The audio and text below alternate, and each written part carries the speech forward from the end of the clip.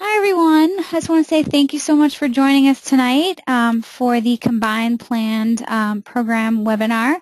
I have two experts with me from the Center for Student Advising, Robert Ferriolo and Lauren Basardi, who are here to answer all your questions that you may have before arriving on campus.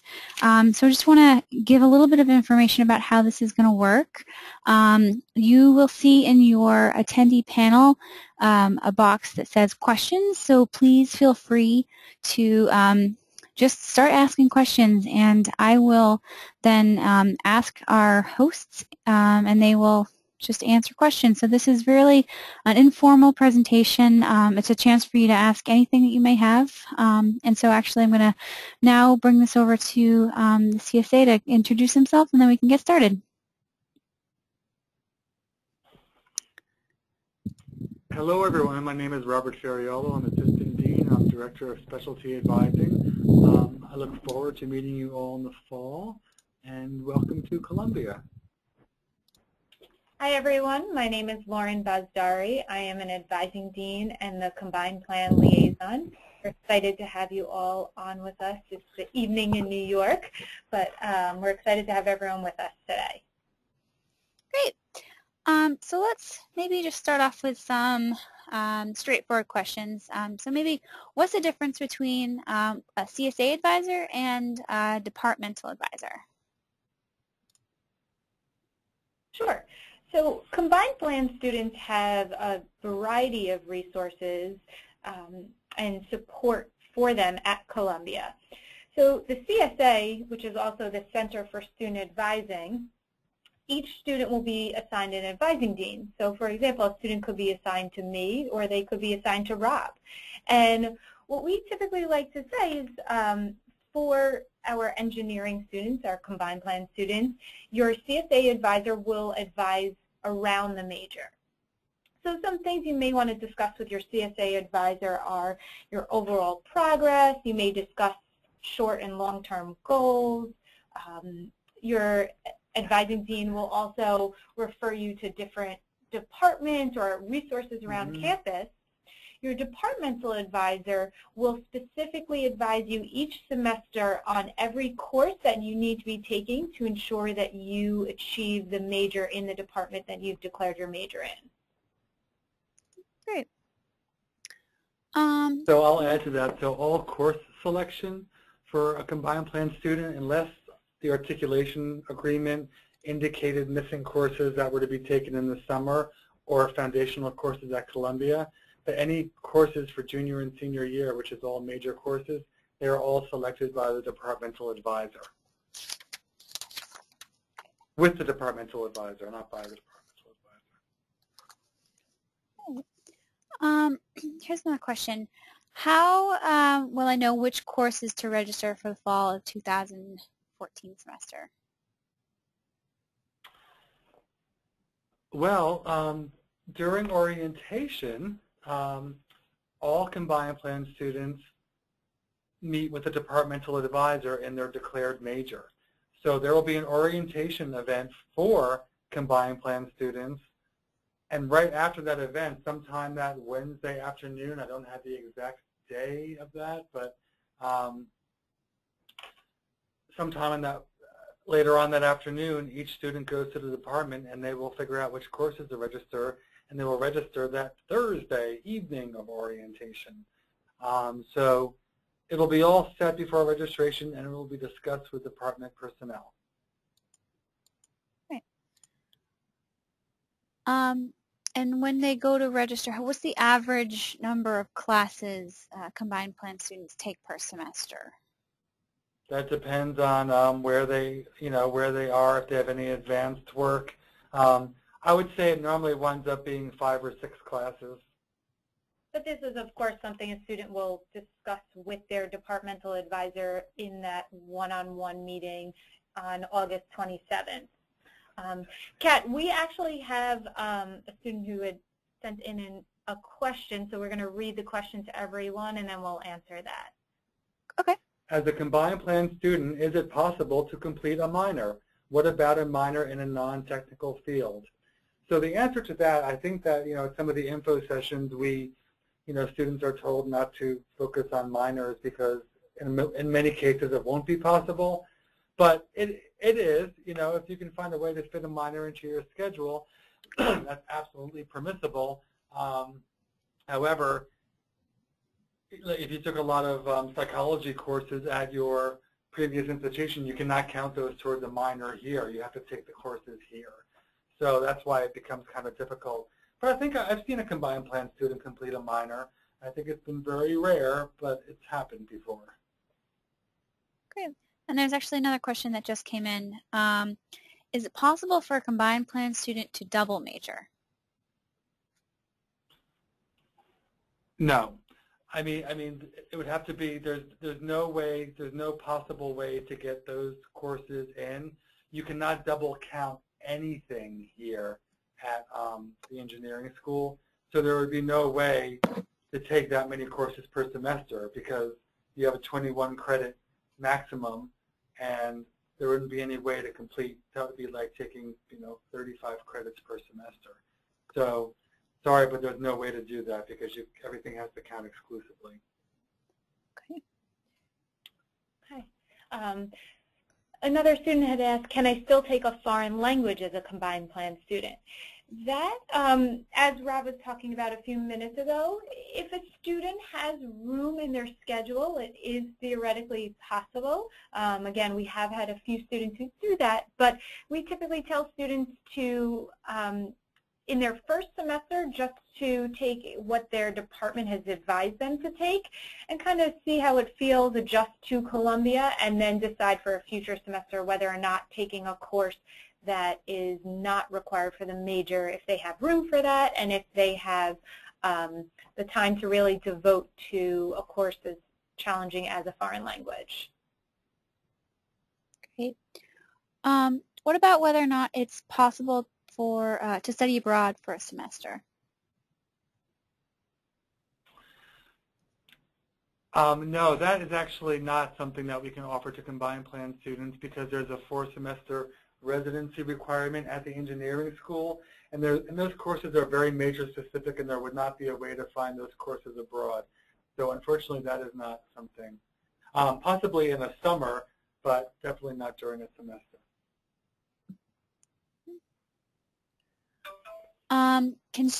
Another question, can students select electives, or are these also selected already by advisors? Students will, again, work with their departmental advisor to pick out tech electives each semester that they're required to take a technical elective, so there is some choice for those classes. The non-tech electives have already been satisfied at your home institution, so those don't need to be taken here, nor do they need to be selected, but there is some choice for those tech electives. Okay. I actually got 2 questions that were just emailed. I applied to, when will we have access to Lionshare? So that is one question that was emailed. Okay. Students will have access to Lionshare once they register for classes. So that will be during New Student Orientation Program, which we call NSOP. Great. And speaking of NSOP, the other question, number 2, the student applied for a few jobs and wanted to know more about the orientation schedule so that he can schedule his interviews. What does the schedule look like around August 26th?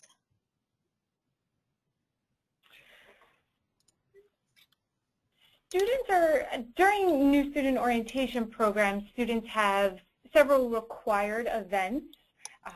The 26th, I believe, is also move-in day.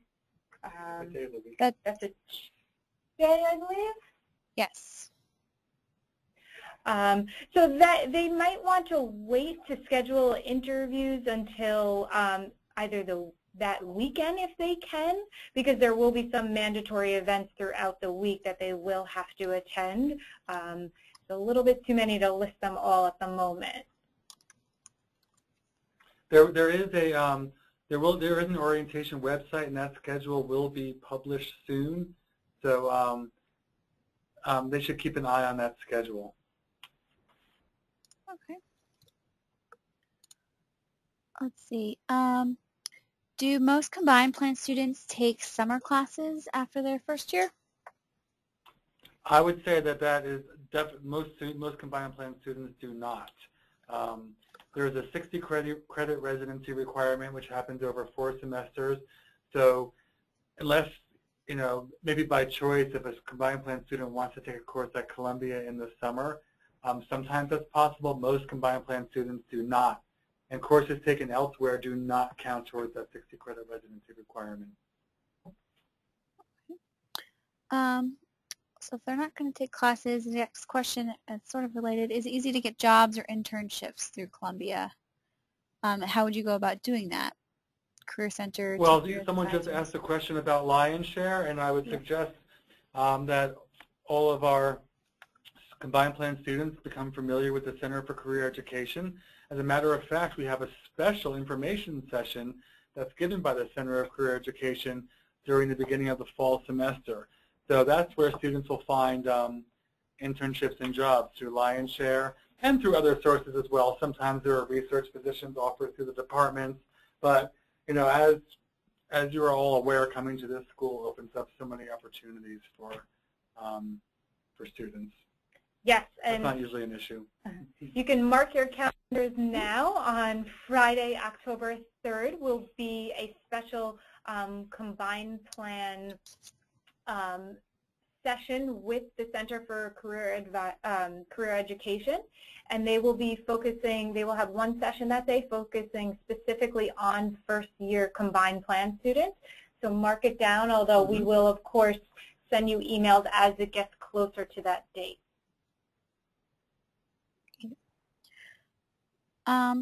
Another question, is academic internship mandatory for graduation? No, it is not. Oh, right. What about, can combined plan students participate in lab research? Are lab research opportunities also available during the summer? Yes, they are. And combined plan students frequently participate in lab research. Great.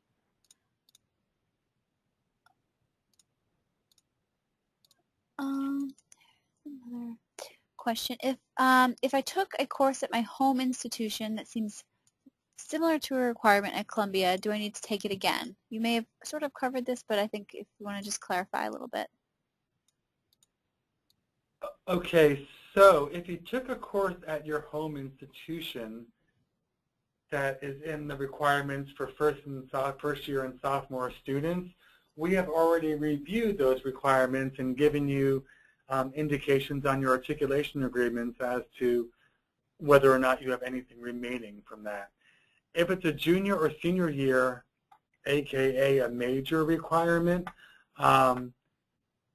those courses can be shown to the departmental advisors during orientation, when you go to, for your departmental advising and they help you select classes. You can show them what you have taken. I would definitely suggest that you bring all syllabi if you're going to be looking to do that, so the departmental advisor can review it.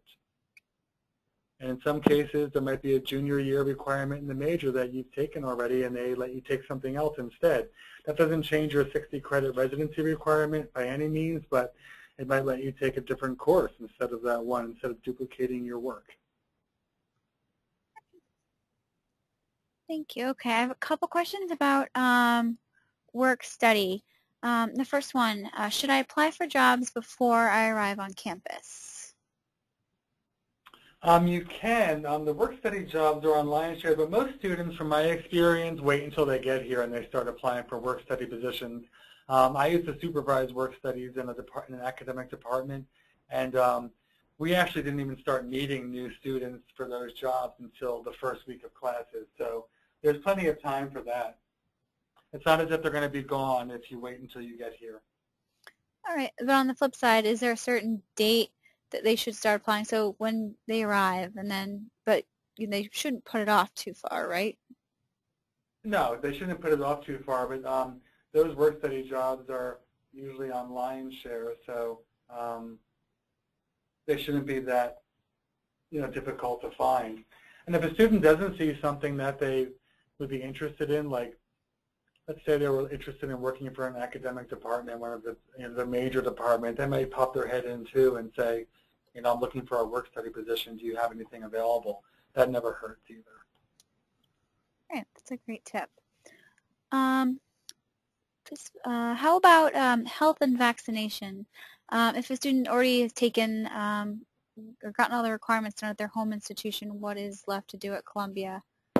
I actually think a lot of that information is available through the New Student website. Correct. So yeah, I can pull up that URL and send it to the group just so that you have that handy. On the same it could be on the Health Services website too. Columbia Health. And on the same note, the same student asked about insurance, and again, all of that information, the deadlines, what to do, next steps, are through the New Student website and can also be reached on the Columbia Health website. Another question, are there additional requirements other than the engineering courses on the major bulletin page online for combined plan students? No, there are no additional requirements, but I would like to give a piece of advice for students, because if you go by those charts in the bulletin, they sometimes indicate things that combined plan students won't be responsible for. Like the non-technical electives, sometimes some departments spread those out through the whole 4 years, and most combined plan students have finished the non-technical requirement. So I would suggest you don't always have to follow that chart with precision exactly. If you see non-technical requirements like global core or non-tech electives, normally you don't have to take those. So it's not exact. So sometimes you actually have less to do. And in some cases, there might be something from the sophomore year that you didn't have that you're allowed to take at Columbia. So sometimes you might have more. So it's really important to, discuss this with the department during orientation. Great. Are combined plan students allowed to audition for musical ensembles? Oh, musical ensembles in the music department at Columbia? You mean like chamber ensembles and stuff? Yes. They should be able to. Again, it depends on scheduling and workload. Yeah.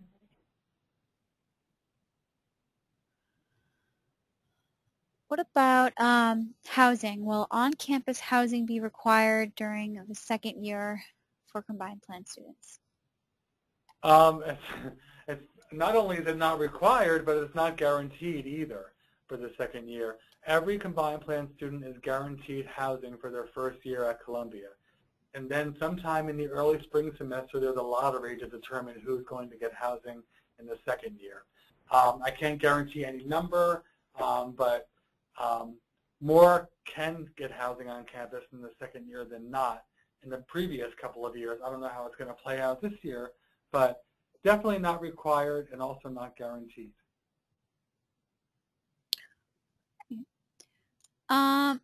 What about students in the combined plan? Do students in the combined plan start looking for internships as soon as they arrive on campus, or do they wait till after the first semester? I think you already covered this, that you can start looking for internships through Lionshare once you arrive on campus. And then maybe kind of offshoot to this, when they are looking for internships, can you get one for the first semester and then another one for the second semester? Is there a limit to the number of internships? No, there's no limit to those. We don't give credit for internships, so I've had students with 3 internships at one time. Very rare. I mean, I wouldn't suggest it to anyone, but we don't have any limit on those types of things. Okay. Some students take internships that work 4 hours a week, so you can have 2 of them if you want, so it depends on the internship. Next question. Not all textbook information is posted online on the course website. is there any other place where textbook information they can find? They can write to their professor. If the textbook information is not posted online, the student can email the professor to see if they are able to provide that information now. Otherwise, that information will be updated and posted shortly. Okay. And I imagine that will also be on the syllabus when they start? Yeah. Of course, absolutely. What are the most amount of credits you advise these students to take? The maximum number of credits allowable is 21, and I don't advise anybody to take even that 21 unless they have to. And again, that's an important discussion to have with a departmental advisor in terms of what's required. And again, I think students need to remember although they are not first-year students, they are adjusting to a new school with different academic expectations. So certainly taking what's expected or asked of in their first semester, and then they can kind of weigh it out from there to see what a future semester how many credits feels appropriate. What's the average number of credits that combined plan students usually take? It's typically around 15, 16, 5 to 6 classes, so maybe 15 to 18, depending upon what the student is required to take and what they also need or what is asked by the department, what's required of them. So this student saw something about phys ed requirements. How does that apply to combined plan students? I don't know if this answer will make some students happy or not, but physical education is not required for our combined plan students. And that's referring to the swim test, I believe? Correct, yes. That's not required. No engineers take the swim test, not even first-year engineering students. Does everyone want to know why? Because engineers can build a bridge. They don't need to learn how to swim. It's true. How about can combined plan students participate in Greek life? Yes, combined plan students can participate in Greek life and any activities on campus or organizations.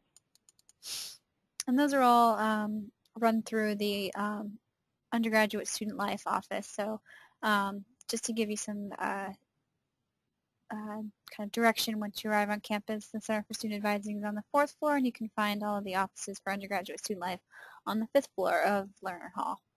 So make sure you come and visit. Another question, a student just joined the discussion. Did combined plan students fulfill 27 non-technical electives already before coming to Columbia? Meaning, can they choose any class for non-tech electives shown on degree track charts? Combined plan students have already fulfilled that requirement at their home institution unless it was noted on their academic credential form that they had a deficiency and needed to make up those courses. So that would have been over this past summer if a student needed to take a non-tech elective. So that's not required once the student arrives on campus. Another question related to the Center for Career Education and internships. Are internships that are offered during the summer limited to only the East Coast, or are they spread throughout the country? And I might add here to the world too. They are all over the country. I have an advisee who's doing an internship in San Francisco right now, and he's originally from the East Coast and, of course, was here last year. So our internships are all over the country and the world.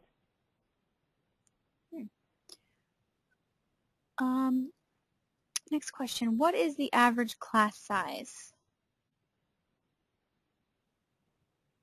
That varies depending on course. There will be courses that have 25 or 30 students, and there could be a course that has over 100 students in it. So that will definitely vary. I can't think of an average. I mean, it depends on the level of the course and the department. Right. Is it easy to get the classes you need since you're coming in as a junior? And a follow-up to that is, are most classes offered in more than one time slot?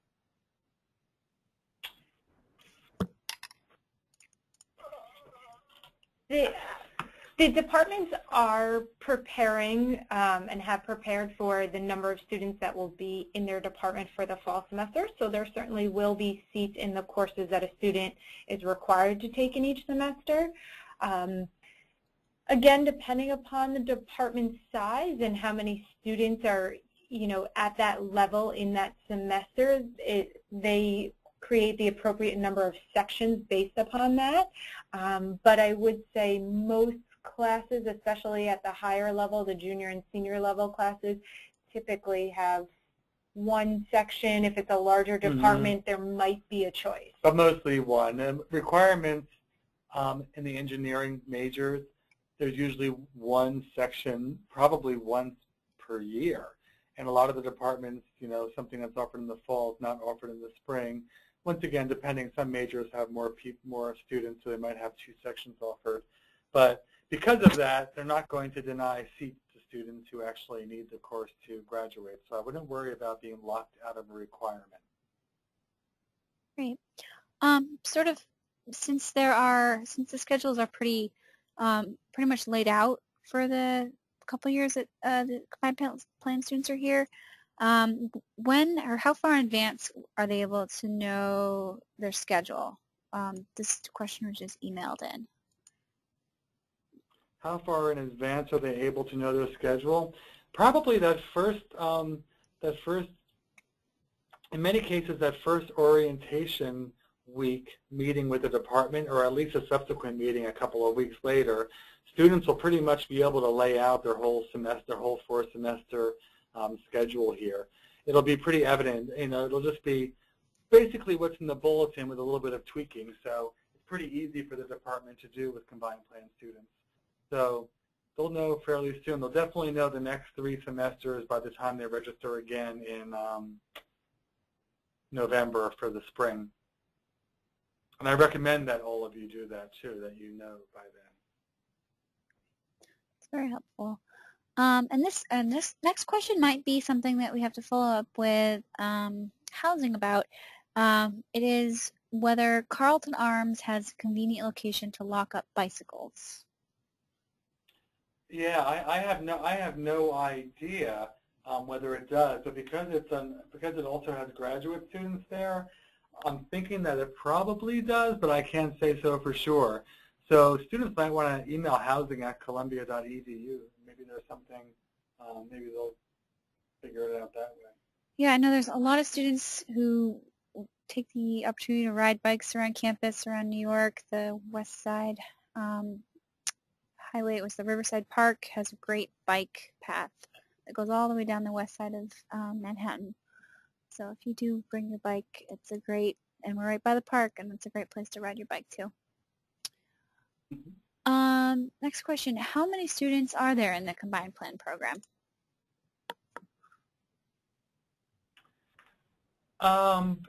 It's a little over, with both years, it's a little over 200.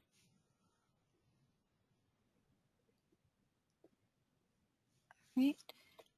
And let's see.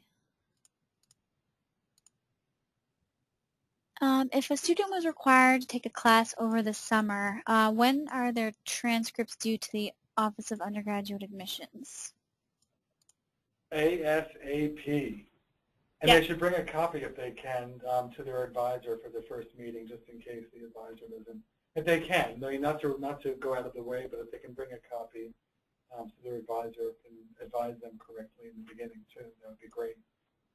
We would like to have those transcripts in by August 8th as the deadline set by admissions, but if a student has finished the class, as Rob was saying, if the student has finished the class already, if they could send that transcript in and bring a copy when they come in August, that would be very helpful. Great. So I noticed questions have slowed down a little bit. Are there any other just general tips you would offer combined plan students based on your conversations and advising? Transition-wise, maybe?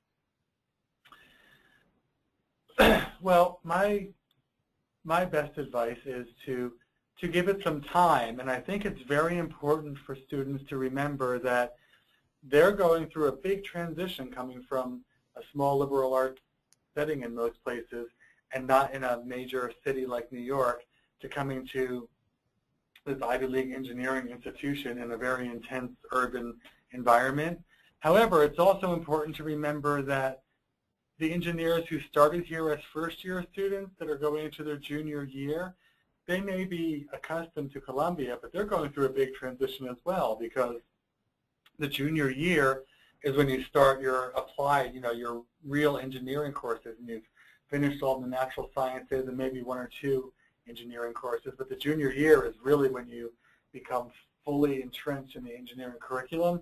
So everyone's kind of going through it together, the combined plan students and the continuing students. So that's important to know, and hopefully that will provide some comfort. Well, I think actually one student had asked a little while ago, I think we may have missed this one, are combined plan students eligible for academic honors? Yes, they absolutely are.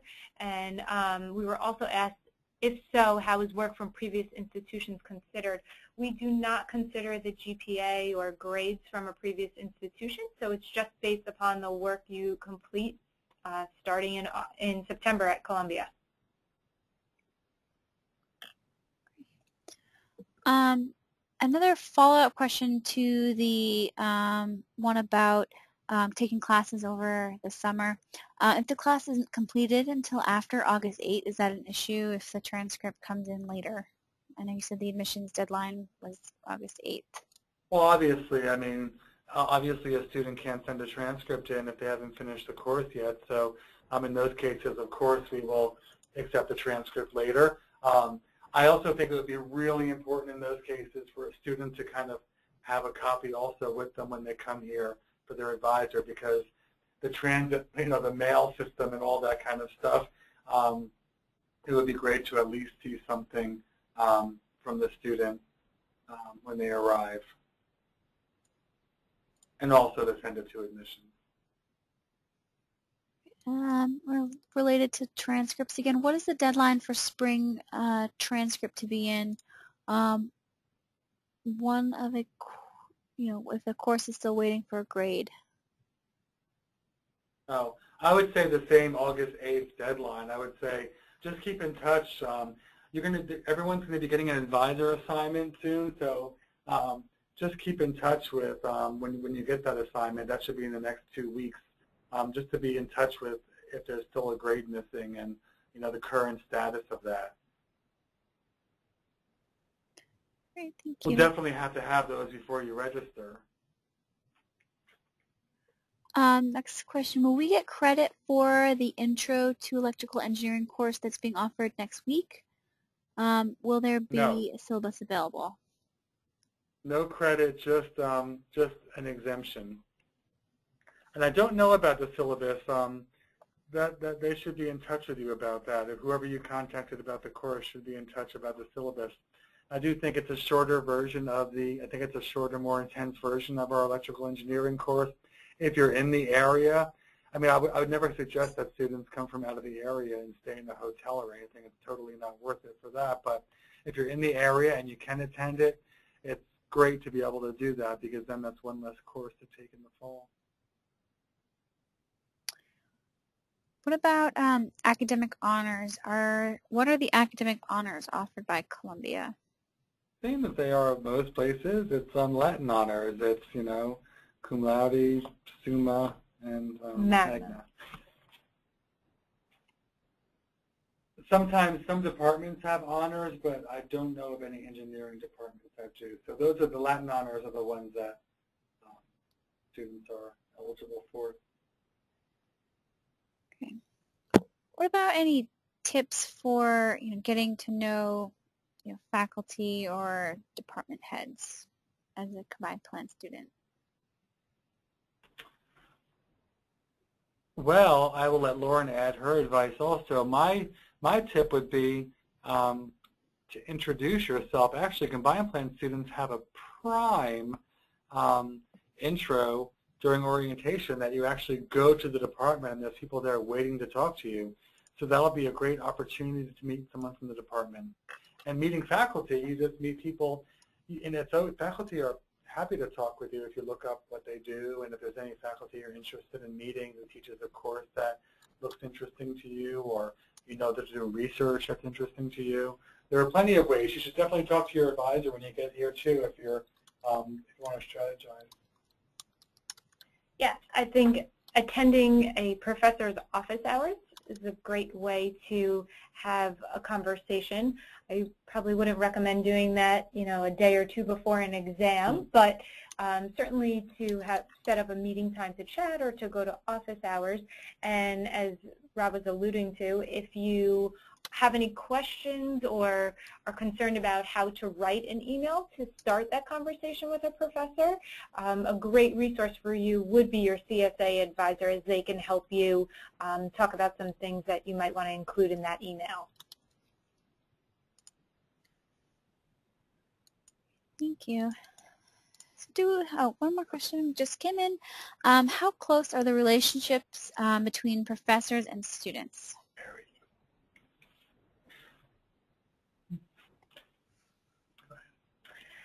I think, that can be a tough question to answer, and that every student and professors have different kinds of relationships, but our professors are very interested in our students' lives and wanting to know what they're doing, how to help them to succeed. So I think if students reach out to their professors, they certainly can have a close enough relationship that they can then use that or ask that professor for a reference. And we do recommend becoming close enough with 2 professors each semester that you would feel comfortable asking for a reference or to use as a reference for potentially a job or for graduate school in the future. Great. All right, a few more questions came in. What does the Peer Connector Network entail? Is it too late to sign up for this? Sure. The Peer Connector Network is actually a brand new program. It's a pilot program that we're starting this year. And with some feedback from transfer and combined plan students, I and some other administrators in the Center for Student Advising and Student Engagement worked with students to create a program or create groups that are led by students. It's a combined plan student, a transfer student, and a student who started as a first year in every group. And then there are 10 to 12 students in each group. Together they will have some social events together, and then the CSA and the Office of Student Engagement will have workshops for these students. So it's just another way to connect beyond NSAP, which our students have been looking for other ways to continue relationships and meet students within the combined plan program, outside of the combined plan program. The application is currently closed. We did have an overwhelming response to it, but I certainly would recommend if that student wants to touch base with me at combinedplan@columbia.edu. If they just want to say if they are still interested in the Peer Connector Network, just to email that to that email address, and I can keep you on a waiting list, and if it's possible, we can try to add you if you're still interested in a couple of weeks. Great. Here's, the next one's a great question. It's lengthy, so let me just read it for you. A student is an applied math major, and it's shown in the engineering bulletin that applied math major students can choose their own concentration through taking technical elective courses. And it shows on the website that students usually take, if they are interested in each track, for example, business and finance. When the students search for certain courses listed on the website, there are a couple of classes, for example, industrial economics, that are only offered to IEOR majors. As an applied math major, how are students still able to register for those types of courses? Okay, I will follow up on that. Okay. We are going to try and get an answer on that. Rob will follow up. We have another student who asked if there is a January term or a May term. I'm thinking, I'm thinking that student's possibly asking if there's a winter term or summer sessions, if I'm understanding that correctly. Kat, do you think that's what that student's asking? I believe so. Okay. We don't have a winter term, but we do have summer sessions, and engineers and combined plan students are eligible to take courses if something they need for their major is being offered, and they are interested. It's, of course, not required summer classes. What about the clubs and organizations culture at Columbia Engineering? There are so many that we couldn't even list them. There are so many clubs and organizations. There will be an activities fair during orientation that, or maybe probably right after orientation, that will benefit students greatly to go to. It's shocking the number of clubs and organizations that we have. It doesn't mean you have to join all of them, but your choices are plenty. And I have an answer about the applied math major question with the finance courses. If you want to switch gears, if a course is only open to IEOR students, that student just has to file a form, in the beginning of the semester with the IEOR department to add the course, if there's space in it. But that's how they have to do it. The approval goes through that other department. And if you don't get that particular course, you don't have to follow that rigidly. That course selection, that's just a recommendation. So you can talk about that with the applied math department also. Right.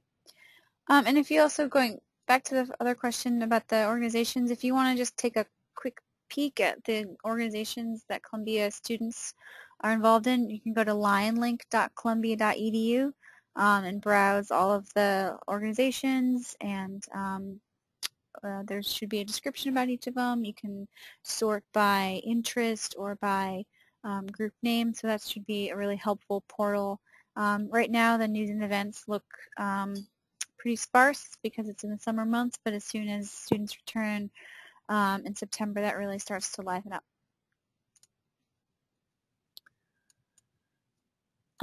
Next question. At my transfer school, there was an optional month, January, that allowed students to either take an accelerated course over a month or take the month off.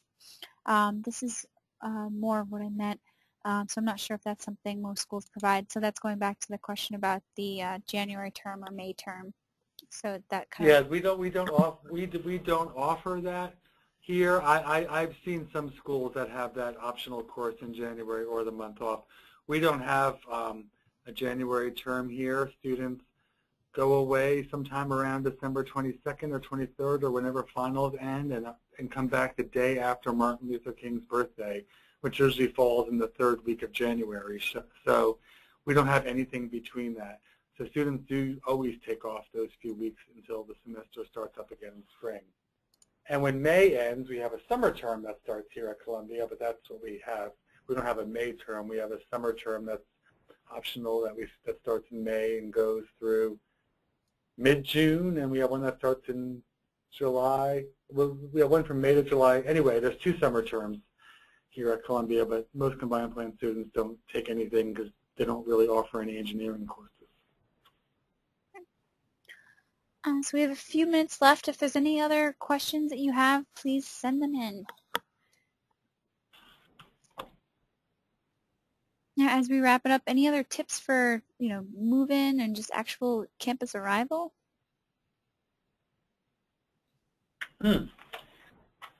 I think that they're pretty similar to any. I mean, I know that these students are pretty seasoned and you've all been to other schools. So I think the tips are probably pretty much the same as they were when you went to your home school. I mean, I guess my tip is that I do think that, some students are, I want students to know that just because Columbia is in New York City, some students are really, happy about being in school in New York City because it's, it's a great city. It's an intense city. There's so much to do. And some students just care more about the Columbia part and they don't really care about the city. I want everyone to know that there's room here for both types of students. So if you're not into New York City, don't sweat it. Just do things on campus. This campus is like a college town on top of New York City. So it's not as if every day you're going to have to be reminded that you're in a very big city. But if you are into New York City, I recommend just get out right away and start enjoying it when you get here.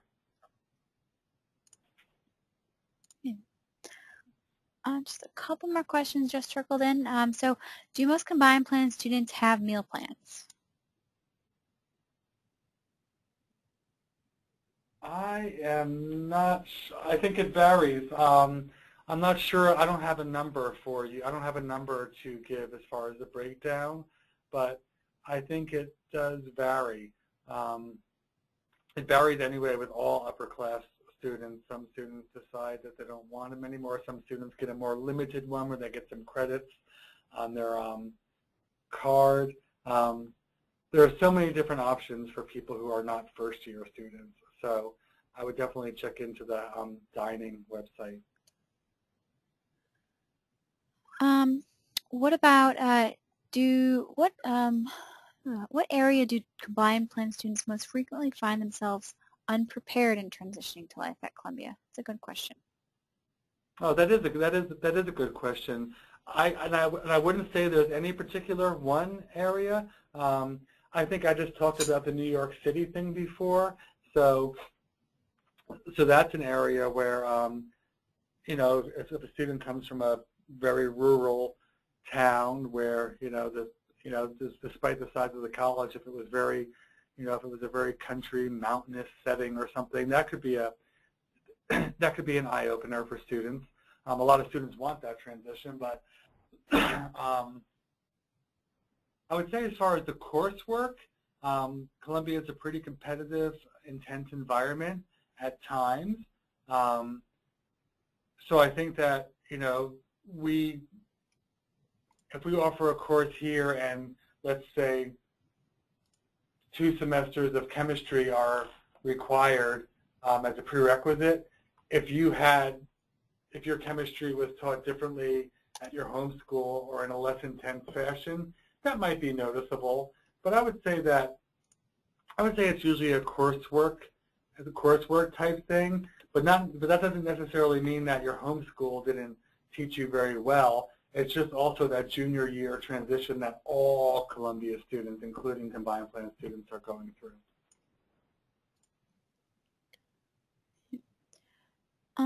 I think just one last question. I'm not sure. Wait, is there a shuttle offered through the school that runs from LaGuardia to campus? And I'll throw in here too, JFK is probably another airport that students fly in and out of often. That is a great question. There is no shuttle service from the campus to the airports. However, for LaGuardia Airport, there is a bus line that stops right in front of campus, and it's called the M60. That's M as in Mary 60. And that bus goes directly to LaGuardia Airport. I'm not going to lie, it does take a while. What might take 25 minutes in a cab might take, an hour and 15 minutes on this bus. But for $2.50, you can't beat it. And it goes right to the campus gates. So I'm sorry to say nothing to Kennedy Airport, but definitely to LaGuardia. Kennedy Airport probably winds up being about a $55 cab ride. Yeah. Or a bus to the Port Authority on the subway up. LaGuardia is definitely closer. Mm-hmm.